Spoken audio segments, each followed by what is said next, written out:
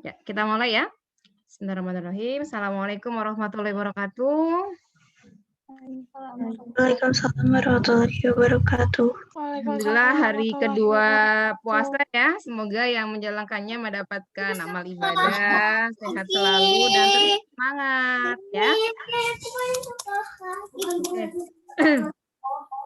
Aku juga sekolah lagi. Siapa yang mau sekolah? Oke. Hari ini kita lanjutkan materinya deh ya mengenai JavaScript. Ya. Saya izin share screen ya materinya.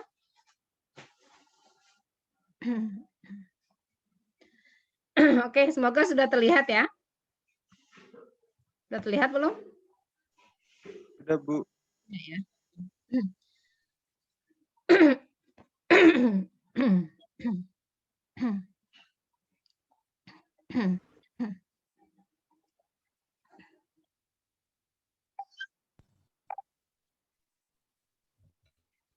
Oke ya. Nah, ini kita sekarang pertemuan ke-8 gitu ya. Kita sekarang mencoba untuk belajar sama-sama ya tentang JavaScript yang nanti bisa membuat web kita lebih dinamis. Masih ingat ya kemarin kalau HTML termasuk bahasa pemrograman bukan? Halo? Faralita? Bukan. Bukan, oke ya. Kalau HTML dia bukan bahasa pemrograman. Nah, bagaimana nanti supaya dinamis? Kita bisa menggunakan JavaScript, ya. Nah, JavaScript ini berbeda dengan Java, ya. Kalau Java ini dari Sun Microsystem, JavaScript, Netscape, dan Sun. Dulu awalnya namanya LiveScript. Nah, ini secara umum, Dek, kalau yang JavaScript dia diinterpretasi oleh klien. Kalau Java dikompilnya oleh pengarang dijalankan di klien. Nah, kalau JavaScript ini kodenya diintegrasikan dalam dokumen HTML. Kalau yang Java applet-nya berbeda dengan dokumen HTML. Ini loose, ini strong, ya. JavaScript terbatas pada fungsi browser. Kalau yang Java dia stand-alone application. Nah, JavaScript ini bekerja dengan halaman HTML. Kalau Java dia melebihi. Nah, ya, kita juga bisa memainkan multimedia. Ya, kalau yang suka Java gitu ya, bisa juga kita gunakan ya untuk yang OOP, membuat aplikasi, kita combine dengan multimedia, Java Server dan seterusnya. Nah, kemudian kalau yang JavaScript dia mengakses objek dan fungsi browser. Kalau yang Java dia tidak dapat mengakses objek dan fungsi browser. Nah, ya, kurang lebih seperti ini skemanya. Perbedaan antara JavaScript ini dengan apa? Oh, VS Server Side Script ya. Dek, ketika kita bermain di HTML, CSS gitu ya, kita sebutnya dengan client side. Jadi scriptnya bisa kita lihat di sisi user. Kita klik kanan, view page source bisa. Tapi kalau yang PHP, kalau JavaScript dia termasuk yang apa? Client apa server side? JavaScript. Klien ya, Ready? Bu? JavaScript apa? Client atau server? Klien. Client. Ya, sorry. Client. Tulisannya ini ya. Client side script. Kalau server side misalnya PHP, kita nggak akan bisa melihat scriptnya, gitu ya. Nah, ini sejarahnya bisa kalian lihat ya. Sebenarnya mulai ada tahun 95, itu Netscape menyewa Brandon Edge, kemudian membuat Netscape Navigator, ya, dengan nama awalnya LiveScript, bertahan hanya 6 bulan, kemudian pada tanggal 4 Desember 95 dia join dengan Java. Ya. Ini beberapa hal yang mungkin bisa kita gunakan atau sudah kalian buat atau pernah dibuat gitu ya. Seperti aplikasi yang dibuat semester sebelumnya. Ada kalkulator mungkin untuk verifikasi, validasi. Misalnya ketika NIM-nya salah, emailnya salah, kita bisa menggunakan JavaScript gitu ya. Alert gitu ya. Nah, secara umum ini penulisannya, Dek. Kalau yang kemarin masih ingat ya, CSS gimana? Masih ingat tag slash gitu kan ya. Nah, kalau JavaScript seperti ini. Kita buatkan script language-nya, JavaScript. Nah, ya. Di sini samalah kalau kalian sedang buat misalnya cetak, misalkan printf gitu ya, atau echo, dan seterusnya. Di dalam JavaScript, dokumen .write, tulis gitu ya, misalnya hello world. Gitu. Nah, di sini kurang lebih, ya, di mana kita bisa meletakkannya, ada dua posisi. Di dalam tag head, atau di dalam tag body. Gitu ya. Bedanya apa? Kalau yang head ini fungsi yang sering digunakan, ya. Kalau yang body biasanya dia langsung direct statement. Nah, terpisah filenya kita simpan dengan, kalau yang terpisah ya, dengan .js gitu. Nah, ya. Untuk JavaScript ini case sensitif, jadi harus tepat sesuai. Misalkan kalian nanti ada dua kata gitu ya. Misalnya get apa, nah G-nya kecil, berikutnya besar. Itu harus hati-hati karena dia sensitif. Kalau salah nggak akan bisa, gitu ya. Kemudian untuk pendeklarasian variabel seperti bahasa pemrograman pada umumnya ya, dia tidak boleh diawali dengan reserve word, artinya yang bawaan dia kata-katanya gitu ya. Kemudian untuk variabel, kalau yang ditambahin var gitu ya, berarti dia lokal, hanya bisa diakses di situ saja. Kalau yang tanpa var, langsung nama variabelnya seperti ini, itu kita sebut dengan variabel global. Ya. Oke, tadi jelaskan bahwa tidak boleh menggunakan reserve word. Apa reserve word? Ya ini, misalkan ada abstrak, boolean, sampai ke with-nya. Ini kalian tidak boleh menggunakan nama variabel yang ini. Ya, oke. Sekarang contoh deh, saya punya var x7, yz, string gitu ya, 19, LK laki. Pertanyaan saya simple. 5 plus X berapa? 12. 12. Oke. LK plus Z. Laki 19 ya. Oke. Berarti nanti digabungkan ya. Oke, jadi ada yang concat, ada yang penjumlahan. Ini untuk tipe-tipe nilainya ya, Dek ya. Kita bisa atur. Ada number, ada string, ada logical, ada null, sama objek JavaScript non-atomic. Kayak misalnya structure, fungsi, gitu. Oke, ini nanti kita coba di praktikum ya. Nah, untuk operatornya sama ya, Dek ya? Ini sudah hatam ya. Plus, min, asterik, bagi, modulus, increment, ya, decrement. Oke, ya, ini sama seperti pada umumnya ya. Persamaan, pertidaksamaan, kemudian logika AND, OR, kondisi, nah, sama. Kurang lebih seperti ini. Ya. Kalau kalian yang tidak familiar dengan bahasa pemrograman C itu hati-hati ya. Kalau kalian menggunakan sama dengan sama dengannya ada dua. Ya, itu hati-hati. Karena berbeda. Oke.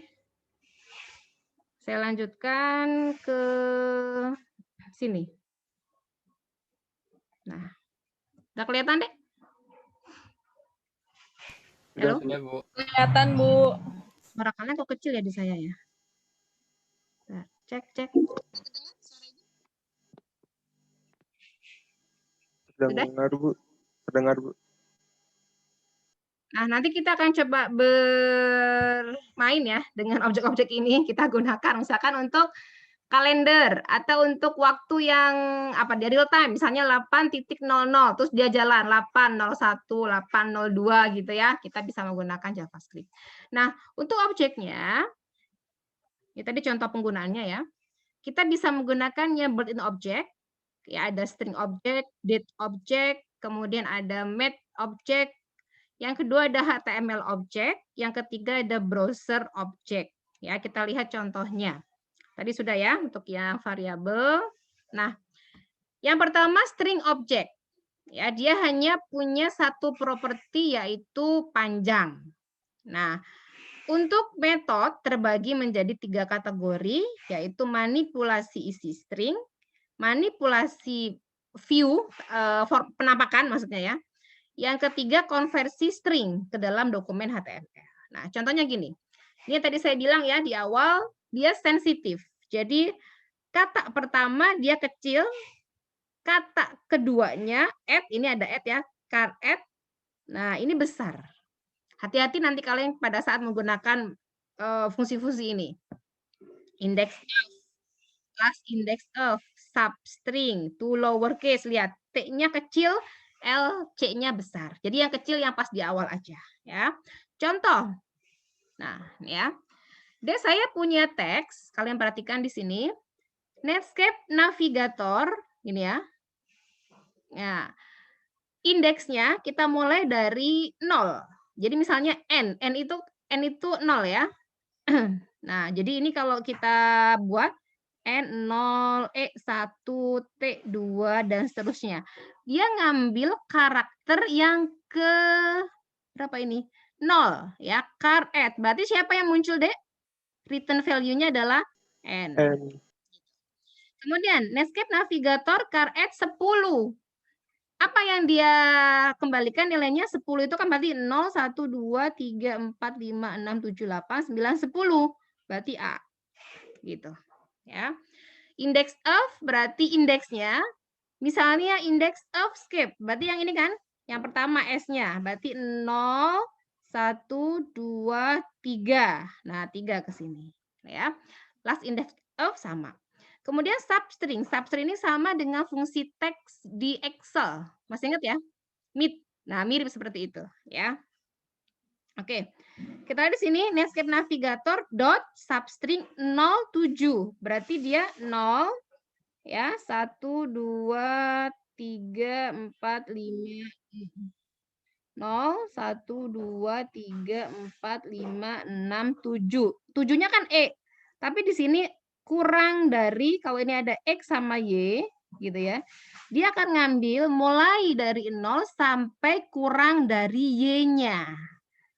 Kurang dari Y berarti kan indeks yang ke-6. Gitu ya. Sebentar. Oh, substring. Sorry. 1, 2. Karena ada 2. Ada sub str sama substring.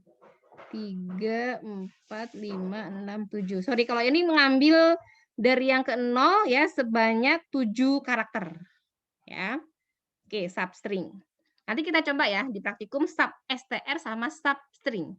Serupa tapi tak sama. Ada lagi namanya sub. Kok gini? Tulisannya sub str. Ya, ada yang kurang darinya. Oke, length panjang ya seperti biasa.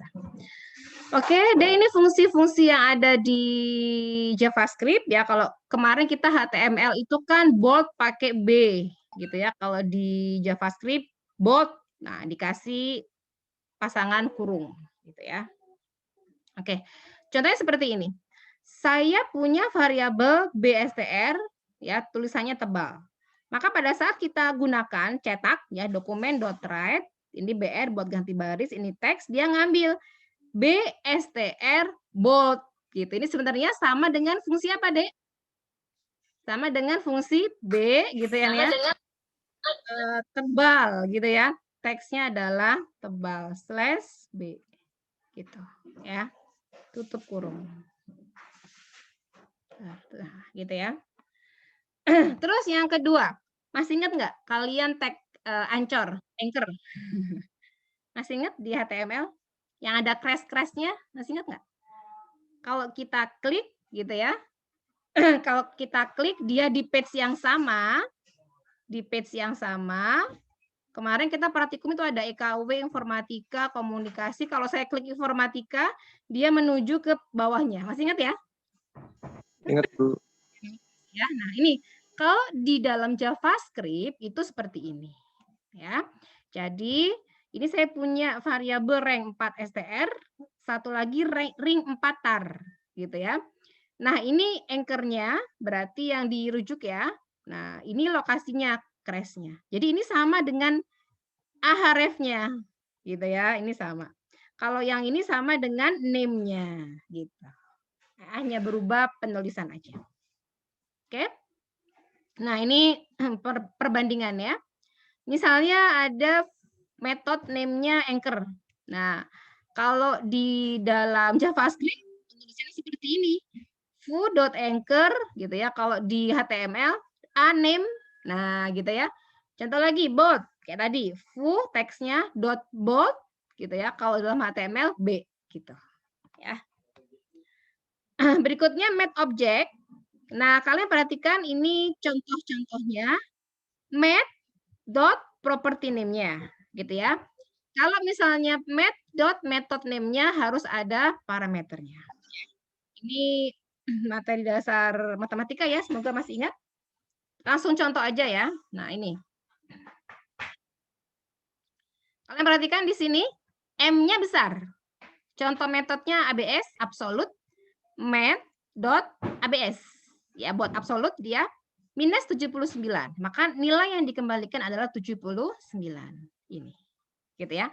Akos, asinus, terus floor, math, pau pangkat ya. Masih ingat ya? Ini random, round, membulatkan, dan seterusnya. Nah, kalau yang P masih ingat ya berapa?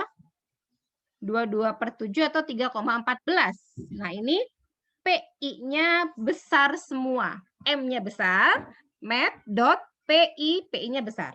Gitu ya. Oke. Berikutnya ini untuk date object. Ya. Dia tidak punya properti.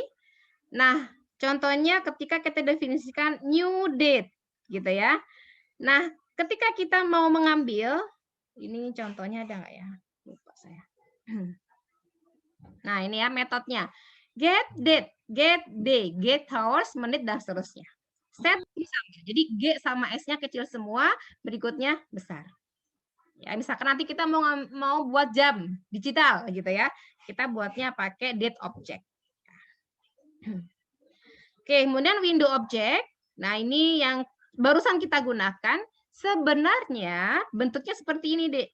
Window.document.write sebenarnya. Tapi kita sederhanakan, boleh hanya seperti ini. Document.write. Gitu ya. Metodenya apa yang sering digunakan? Alert, close, confirm, open, sama from. Oke, ini yang dokumen object. Ya, ada clear, close, open, write, dan read. Ini untuk yang history and location object ya, back, forward, sama go kemana lokasinya go. Oke,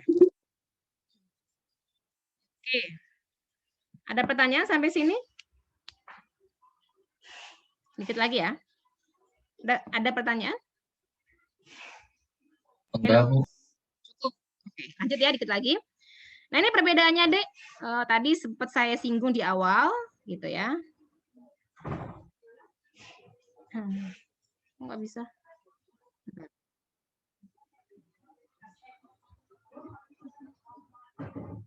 Nah, ya. Ini perbedaannya. Ya. Client side dengan server side. Nah, ya. Dari JavaScript contohnya yang client side. Di HTML, JavaScript, eksekusinya ya di sisi client browser. Ini yang server side ya, PHP. Oke, ini nggak saya bahas ya kalau yang udah. Nah, ini yang eksternal ya, contohnya ya tadi ya. .js, nanti cara manggilnya seperti CSS ya. Script, src, nah nama file JavaScript-nya. Ini udah fungsinya. Nah, ini sama ya. Seperti bahasa pemrogram pada umumnya, kalau kalian sudah tahu konsep dasarnya, itu nggak jauh beda. If kondisinya apa gitu ya. Di modul sudah ada ya, Dek ya. Ini untuk waktu. Nah, ini ketika kita mendefinisikan untuk tanggal gitu ya. New date, lihat. New-nya kecil semua. Date-nya, D-nya besar. Ini harus hati-hati ya. Oke, ini kondisinya sama ya. Ini switch ya. Switch berarti mirip seperti if, hanya saja dia pemilihnya pakai case ya. Oh, kalau dia case label 1 kemana? Case label 2, ini defaultnya apa? Gitu ya. Oke, ini contohnya. Switch the day itu kita definisikan dia day get day, dia ngambil yang new date-nya. Jika nanti 5, tampil finally Friday, 5, 6, 0. Defaultnya apa? Defaultnya ini teksnya. Gitu ya. Oke, ini variabel seperti biasa ya, while, do while, for. Ini udah hatam ya kaliannya ya. Nah, ini harus diperhatikan. kalau kalian punya program yang cukup panjang gitu ya, beberapa baris kan kalau sampai ke kanan nggak enak ngelihatnya. Kalian bisa untuk mudah membaca menggunakan namanya seperti ini. Ya, kode breakup ya, string kode kita. Nah, ini untuk yang back ya.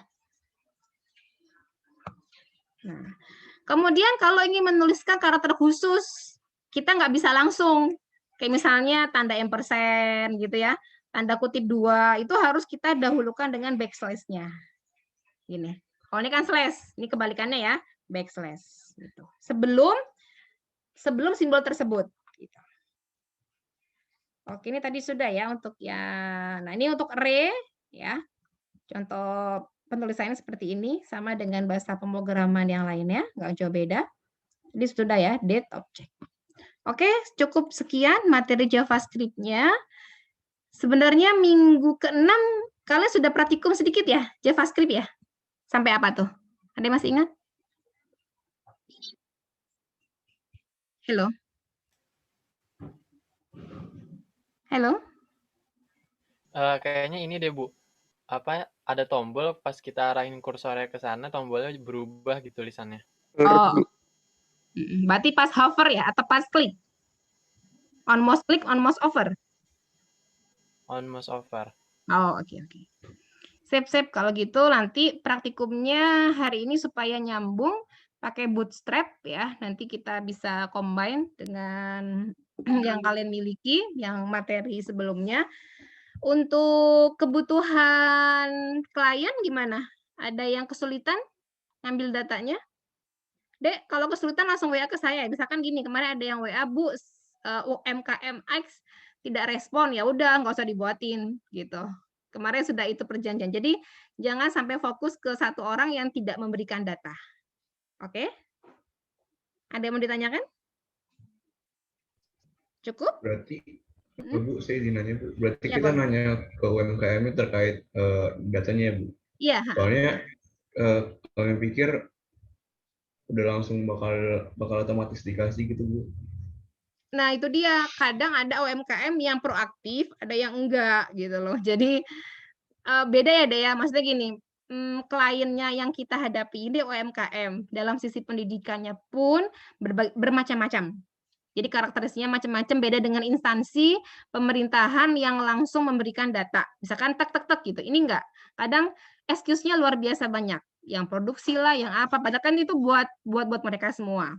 Nah, dinas ini mendukung program kita supaya mereka punya perubahan mindset, punya perubahan pola pikir gitu ya, dengan harapan pertumbuhan ekonomi Indonesia setelah pandemi ini kembali normal gitu kan ya. Nah, itu.